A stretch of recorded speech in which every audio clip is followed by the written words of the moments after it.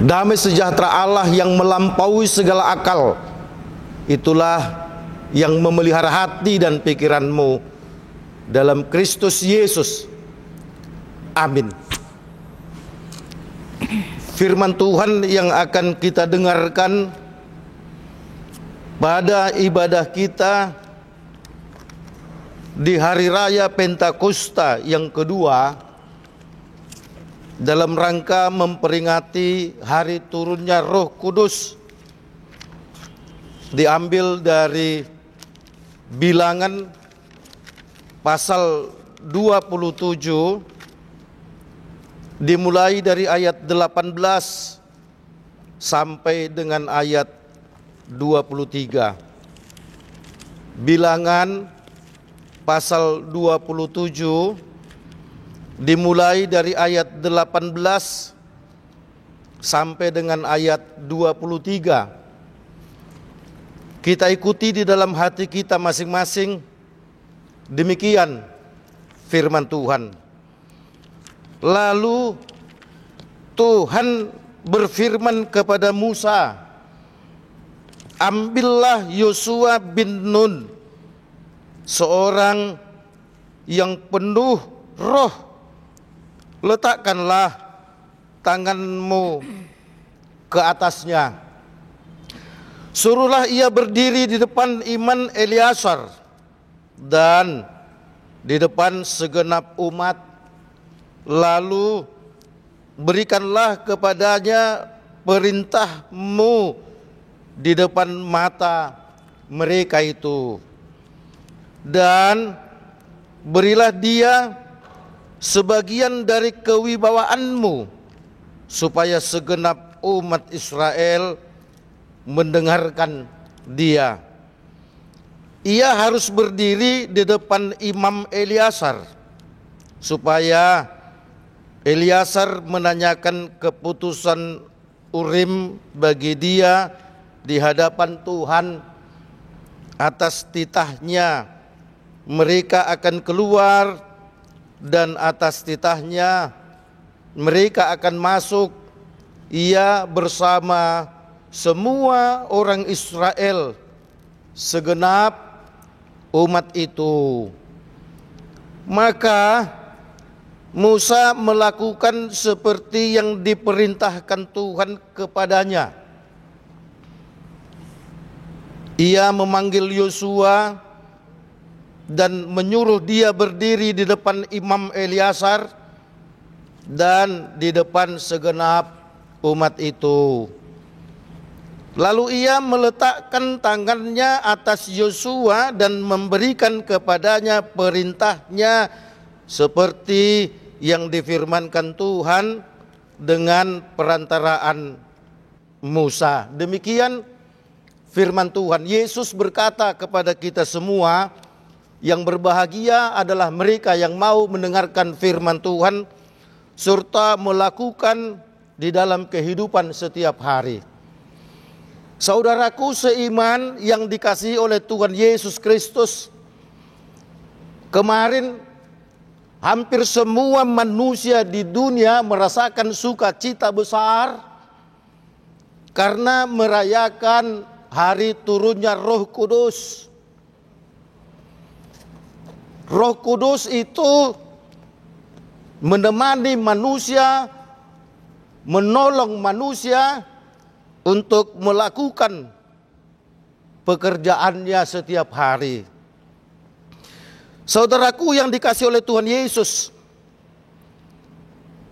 murid-murid Yesus boleh bersedih, bersukacita, bersukacita. Tetapi kemarin adalah puncak sukacita semua murid Yesus dan orang banyak, di mana ternyata Allah di dalam merencanakan untuk menyelamatkan umat manusia itu, walau sudah ditinggal pergi oleh Tuhan Yesus naik ke surga, namun ia datang kembali dengan Roh yang kudus. Nah saudaraku, hari raya Pentakosta kedua pada saat ini mengingatkan kepada kita semua nikmat berroh kudus itu jangan nikmati sendiri. Sukacita berroh kudus itu jangan kita rasakan sendiri. Lewat hari raya Pentakosta kedua ini kita diingatkan, yuk bagikan sukacitamu atas turunnya Roh Kudus itu juga kepada banyak orang. Sehingga pada saat ini kita dimintakan untuk menyatakan keberadaan Allah, kehebatan Allah, kedahsyatan Allah lewat Roh Kudus itu kepada banyak orang. Kalau istri kita, suami kita, anak-anak kita, sahabat kita yang di gereja tentu sudah merasakan sukacita itu dengan merayakan hari raya Pentakosta kemarin. Tapi pada saat ini yuk kita sama-sama bergerak untuk menyatakan sukacita luar biasa turunnya Roh Kudus itu kepada banyak orang. Apa yang mau kita katakan? Kalau orang mau hidup di dalam pimpinan Roh Kudus, maka sesungguhnya ia akan dimampukan untuk melakukan pekerjaannya setiap hari.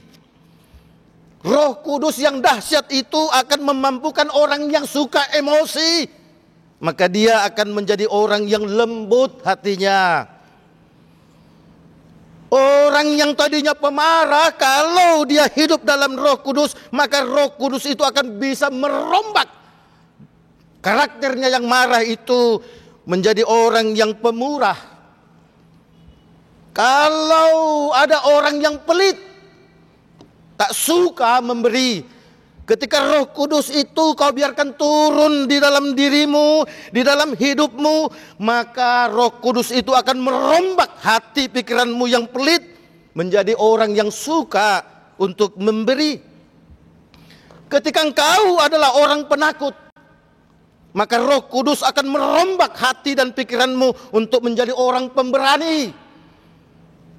Ketika engkau merasa dirimu selalu lemah, ayo biarkan Roh Kudus masuk di dalam dirimu, maka engkau akan dibuat menjadi orang yang kuat menghadapi apapun. Kalau kau adalah orang yang cengeng, ayo biarkan Roh Kudus masuk di dalam dirimu, maka engkau akan dibuat menjadi orang yang tegar. Kalau kau adalah orang yang pesimis, ketika Roh Kudus engkau biarkan masuk di dalam dirimu, maka engkau akan menjadi orang yang selalu optimis. Kalau kau orang yang suka menangis, berilah Roh Kudus masuk di dalam dirimu, maka engkau akan menjadi orang yang suka senyum apapun yang terjadi. Nah saudaraku, kesalahan Musa adalah dia kurang teguh untuk menerima perintah Allah, padahal Allah sudah memanggilnya, mengangkatnya untuk mengeluarkan bangsa Israel keluar dari Mesir menuju tanah Kanaan, tanah perjanjian, tanah sukacita, tanah keselamatan. Tapi ketika bangsa Israel bersungut-sungut, beramai-ramai datang ke hadapannya dan ke hadapan Harun dan mengatakan, apakah engkau membawa kami keluar dari Mesir untuk mematikan kami di padang gurun ini?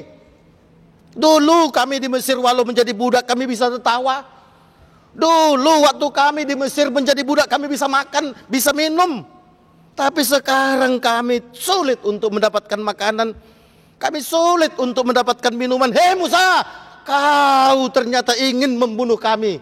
Saudaraku, Musa yang tadinya yakin akan pertolongan Tuhan, Musa yang tadinya yakin bahwa dia diberangkatkan oleh Tuhan, kemudian saudaraku dia menjadi orang yang penakut. Keyakinannya kepada Tuhan kemudian surut saudaraku ketika berhadapan dengan ocehan umat Israel. Dengan ketakutan ia kemudian menghadap Tuhan. Saudaraku, Tuhan memang meminta Musa untuk mengumpulkan bangsa Israel menghadap kepada bukit batu dan memukulkan tongkatnya 2 kali agar bukit batu itu memberikan keajaiban besar, mengeluarkan air. Ya, bangsa Israel dapat minum, ternak-ternak mereka dapat minum, tapi Tuhan marah kepada Musa. Karena keraguanmu Musa, kau berdosa. Oleh karenanya kau tak layak untuk membawa umat Israel masuk ke tanah Kanaan, masuk ke tanah perjanjian. Dan itu saudaraku, kita bisa lihat pada Bilangan pasal 20 ayat 12 dan seterusnya. Tuhan marah dan menuduh bahwa Musa adalah orang yang tak pantas. Tetapi Tuhan berfirman kepada Musa dan Harun, karena kamu tidak percaya kepadaku dan tidak menghormati kekudusanku di depan mata orang Israel, itulah sebabnya kamu tidak akan membawa jemaah ini masuk ke negeri yang akan kuberikan kepadamu. Saudaraku yang dikasihi oleh Tuhan, orang yang ragu-ragu akan kuasa roh, maka dia adalah orang yang tidak layak untuk berdiri di hadapan Tuhan. Maka Allah mengatakan, engkau tidak menjaga, engkau tidak menguduskan kehormatanku. Oleh karenanya angkatlah seorang dari mereka penggantimu. Saudaraku yang dikasihi oleh Tuhan Yesus Kristus, Roh Kudus kemudian berkuasa atas diri Musa.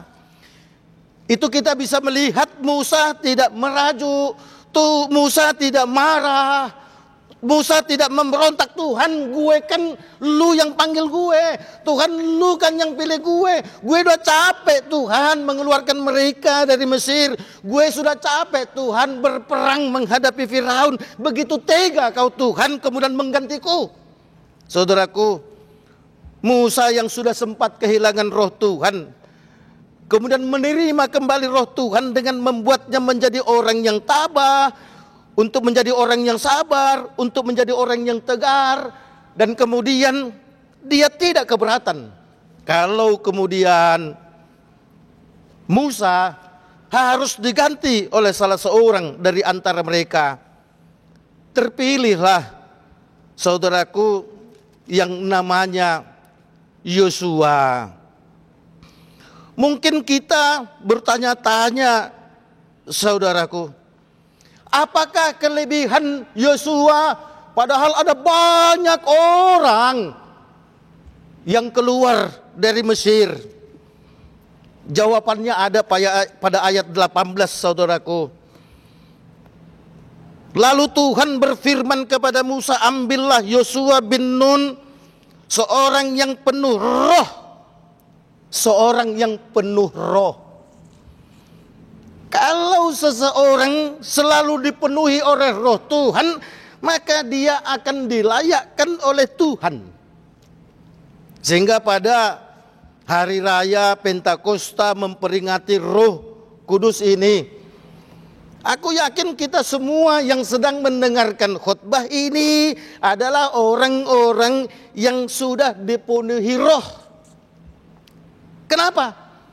Di tengah-tengah kesibukan kita, di tengah-tengah kejenuhan kita menghadapi rutinitas kehidupan, di tengah-tengah kelemahan kita mau memberi waktu untuk kemudian mendengar firman Tuhan pada pesta Pentakosta yang kedua ini.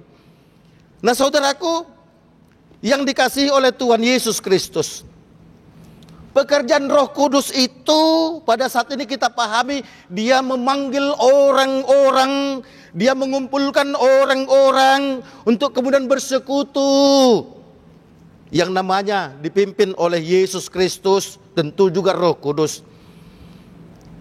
Roh Kuduslah yang kemudian bekerja kepada orang-orang yang percaya kepada Yesus Kristus agar langkah kakinya tetap mengarah kepada sorga. Roh Kuduslah yang kemudian hidup bersama-sama dengan manusia, menolong manusia, memampukan manusia ketika dia menghadapi banyak tantangan. Dia tidak akan pernah menyerah dan matanya tetap tertuju ke sorga. Nah saudaraku yang dikasihi oleh Tuhan Yesus Kristus, ayo kita mensyukuri hari raya Pentakosta ini. Kita mensyukuri Karena lewat hari raya Pentakosta ini Allah sungguh menyanggupkan kita lewat kuasa Roh Kudus untuk mengatasi segala masalah. Ingat,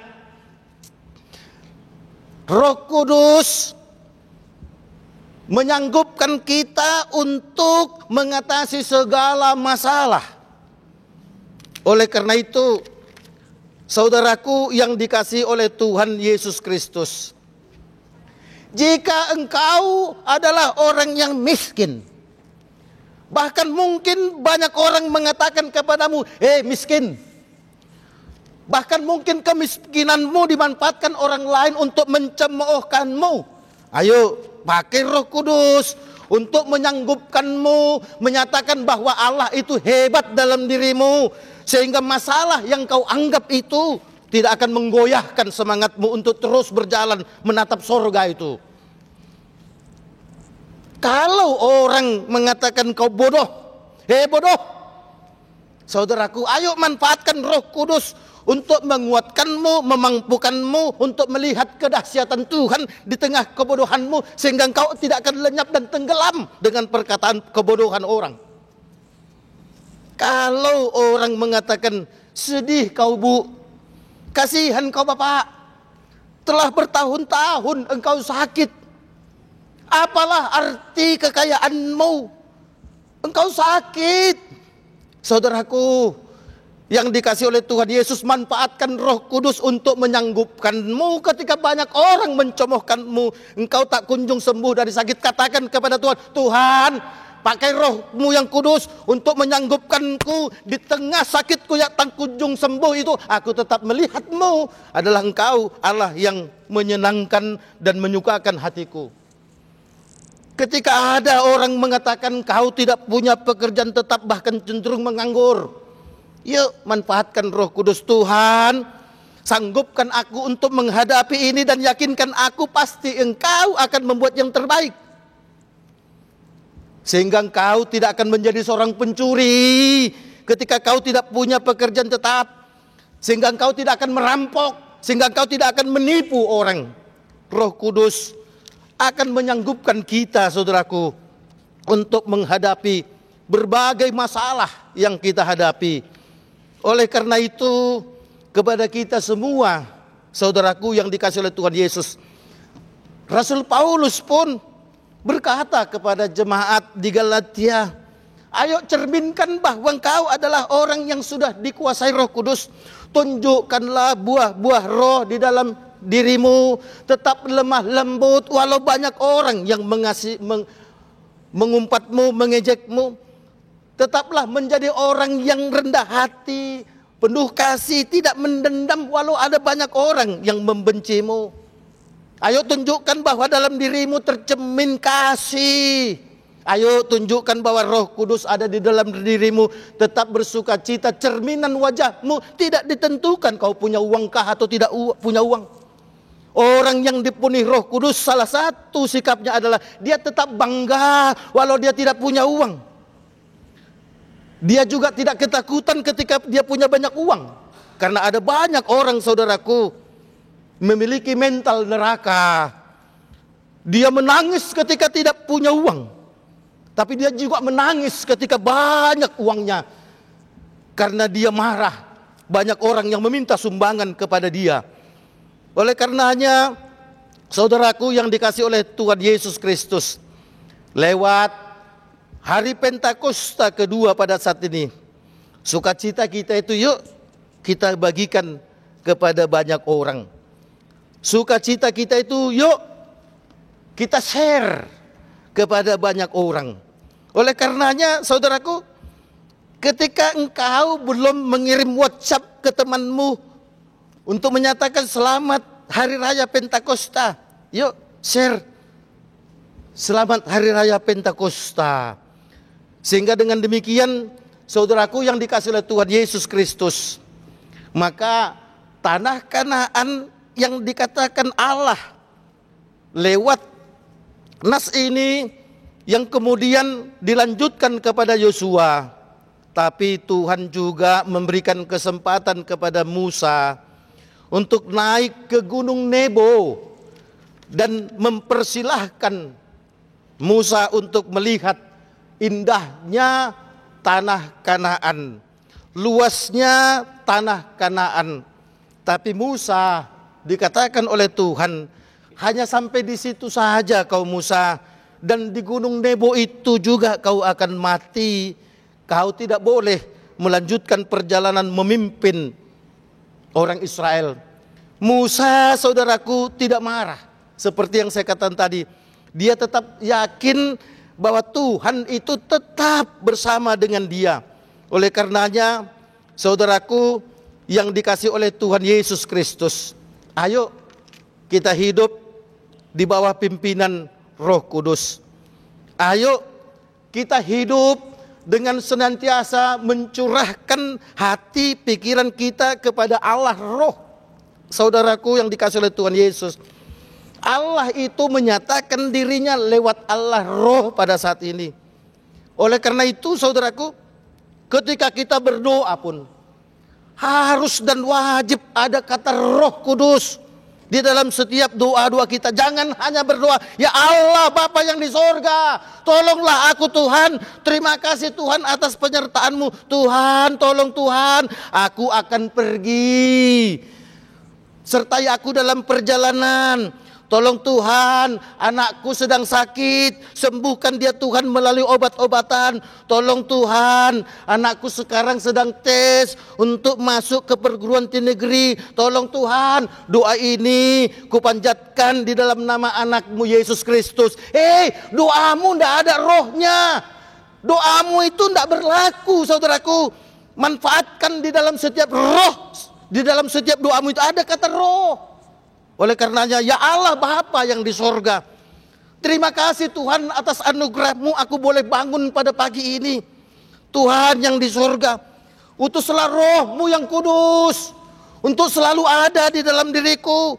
Biarlah Roh-Mu yang kudus yang akan tetap menyanggupkanku. Biarlah Roh-Mu yang kudus yang akan tetap menolongku, sehingga apapun yang akan kualami di dalam aktivitasku sepanjang hari ini, maka Roh-Mu yang kudus akan memantapkan semangatku, akan memantapkan imanku untuk melihat-Mu bahwa Engkau adalah Allah yang penuh kasih.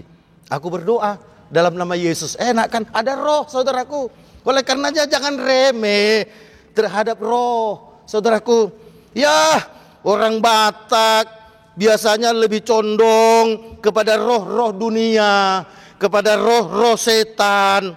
Tadi pada hukum Taurat isinya salah satu perkataannya adalah jangan todi-todion. Cukup todi sekali saja. Tapangasahama todi ni debata. Unang todi-todion. Ada banyak saudaraku, orang Batak sekarang todi-todion. Sudah ada roh Allah, tapi dia masih mencari roh yang lain. Atau tanpa kita sadari saudaraku, diri kita justru telah menjadi roh setan kepada suami kita. Tanpa kita sadari, roh setan sudah ada di dalam diri kita untuk mempengaruhi istri, suami, anak-anak atau orang tua. Saudaraku yang dikasihi oleh Tuhan Yesus, ketika seorang istri suka memberi kepada gereja, kemudian suaminya mengingatkan, hei istriku sayang, jangan terlalu banyak kau memberi, ingatlah kebutuhan kita. Sepertinya suaminya mengingatkan istri, mengingatkan keluarga, tetapi sesungguhnya saya harus berani mengatakan suamimu sedang dihinggapi roh setan. Karena apa? Karena Tuhan Yesus mengatakan kita harus suka memberi. Semakin banyak memberi, maka Tuhan juga semakin banyak memberi kepadamu. Berlipat ganda, saudaraku. Kita sering tidak sadar roh setan ada dalam diri kita. Itu sama seperti yang pernah saya khotbahkan, ya, juru bicara atau raja Hatta pada adat Batak sering mengatakan, ya mungkin pesanan dari Hasuhuton barangkali, Hasuhuton Parana atau Hasuhuton Parboro. Hamu raja nami, hamu hula-hula nami, molo tukpe di berek kamu, makolit tami, makulit gadda mai. Mana ada roh Tuhan mengatakan orang pelit kemudian menjadi kaya. Molo adong halak madok molo makulit pehami makulit gadda mai. Todi ni begu dui. Itu adalah roh setan, saudaraku. Harusnya mengatakan, hamu raja nami, hamu dongat tubuh nami, molo tungpe diberek kamu makulit. Merpamuati marohamuna, asa disadatiki, buoy magumudang musay pasahaton muna. Itu baru cantik. Roh Kudus molo makulit gadda do, berarti itu sama dengan dia akan mempertahankan hulitnya dan berharap akan ganda. Ndak, saudaraku. Nah, saudaraku yang dikasih oleh Tuhan Yesus Kristus, ayo kita jalani hari-hari kita sambil menatap ke depan bahwa Tuhan Yesus itu sudah menanti kita di kerajaannya itu. Ayo hati-hati di dalam hidup kita. Apakah roh ada di dalam diri kita? Apakah dunia yang ada di dalam diri kita? Itu sebabnya Yesus pun berkata, di mana hartamu, disitulah hatimu. Hartamu duniakah? Maka yang ada dalam hatimu adalah dunia. Hartamu adalah Yesus, maka yang ada di dalam hati kita adalah Yesus. Ketika ada orang berkata, nambaru, ngasonggap tot diperbuat dia ho, tak perlu berobat. Walaupun kau sedang sakit dan mungkin dokter mengatakan kau sedang dihinggap stadium 4 cancer. Unak pola marubat to nabaru. Molo dihapor siya hodo songgap tot diperbadia. Tot diperbadia do muse nanang. Pahipas soko. Itu roh setan, saudaraku. Tidak seperti itu. Karena apa? Karena Tuhan itu bekerja dari usaha manusia. Tuhan tidak bekerja dengan orang yang ongkang-ongkang kaki. Tuhan tidak bekerja dengan orang yang hanya melipat tangannya. Tuhan bekerja dengan usaha. Itu sebabnya, saudaraku, Roh Kudus menyanggupkan kita untuk melawan segala tantangan yang ada. Ingat, saudaraku, Roh Kudus menyanggupkan kita untuk mengatasi. Artinya kita harus tetap berjuang, kita harus tetap berusaha. Tapi Roh Kudus memampukan kita untuk terus melangkah dan melihat ke depan bahwa ada sorga yang sudah dipersiapkan oleh Tuhan Yesus yang akan kita tuju itu. Amin. Puji syukur kami ucapkan kepadamu Tuhan atas kasih-Mu yang kami rasakan pada kesempatan ini. Engkau begitu baik di tengah kejenuhan kami, di tengah kelelahan kami.